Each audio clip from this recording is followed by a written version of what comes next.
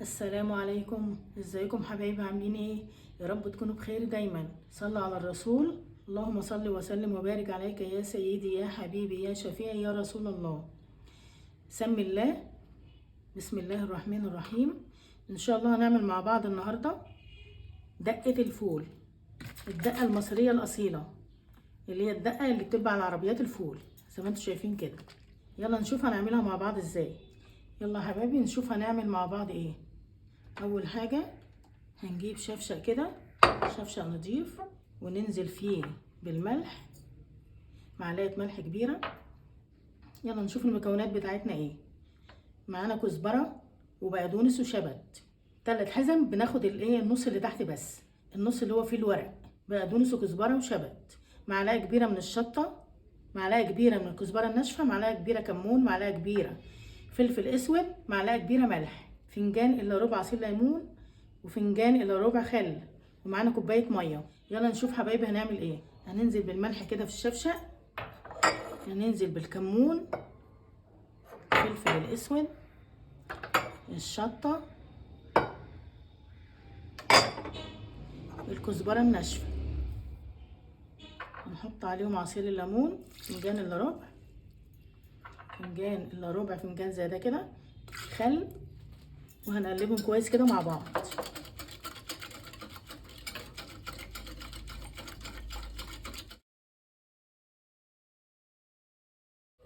نجيب بقى الكبه وهنفرم الايه الخضار بتاعنا.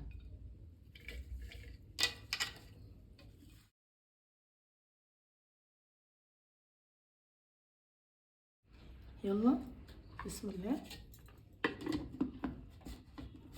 بسم الله الرحمن الرحيم.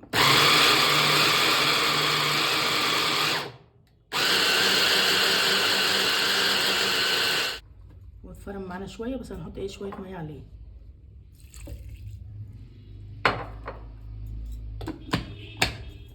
بسم الله.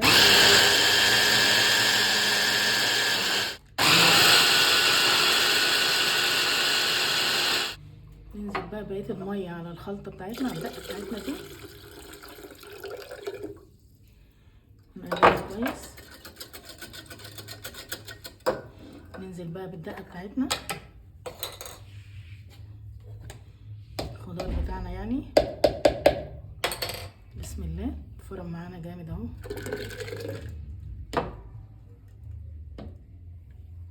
بسم الله. ريحتها يا جماعه والله جباره، ريحه الدقه خطيره، فكرني بريحه الدقه بتاعت العربيات بتاعت الفول. يلا نجيب بقى معانا ازازه جميله كده، نحط عليها قمع كده، وننزل بقى بالخلطه بتاعتنا كده. بسم الله. الله على الريحه، الله. بسم الله الرحمن الرحيم.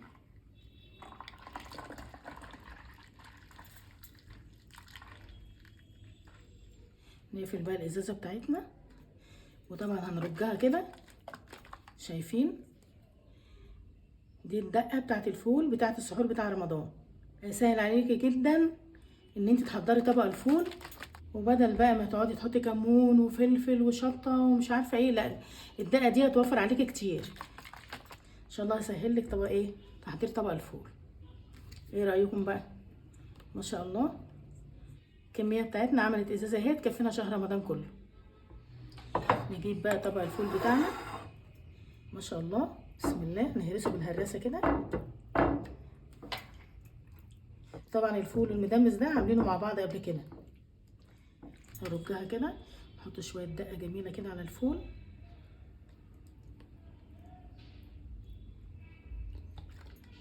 نقلب بقى الفول كده على بعضه مع الدقه دي. احنا طبعا حاطين ملح على الدقه، لو عايزه ملح زياده يبقى حطي. عايزه بقى تحطي على الطبق ده زيت حار اللي هو زيت بذره الكتان حطي، عايزه تحطي زيت نباتي حطي، عايزه تحطي زيت زيتون حطي، وزيت الزيتون صحي جدا. احنا هنحط زيت نباتي اللي هو زيت الذره. احلى طبق فول يا جماعه، ان شاء الله تاكلوه في السحور، روعه. رمضان خلاص على الابواب، وكل سنه وانتم طيبين. يلا يا حبايبي بقى، شايفين بيبقى في القاع التوابل، اما نيجي بقى نستعملها هنرجها كده، وبتتحط في التلاجة شهر شهرين، يعني هتكفينا ان شاء الله شهر رمضان كله، وممكن كمان بعد رمضان. ايه رايكم بقى في طبق الفول؟ حاجه كده ما شاء الله. يلا نجيب ليمونه بقى كده ونعصر على الفول بتاعنا. ما شاء الله كفايه قوي نص ليمونه، لان الدقه عليها ليمون. ايه رايكم بقى؟ احلى طبق فول ممكن تاكليه. يلا يا حبايبي جهزوا بقى الدقه لشهر رمضان. وده كان الفيديو بتاعنا النهارده، يا رب يعجبكم. متنسوش تعملوا لايك وشير واشتراك في القناه لو اول مره تشوفوها. تحياتي ليكم، والسلام عليكم ورحمه الله وبركاته.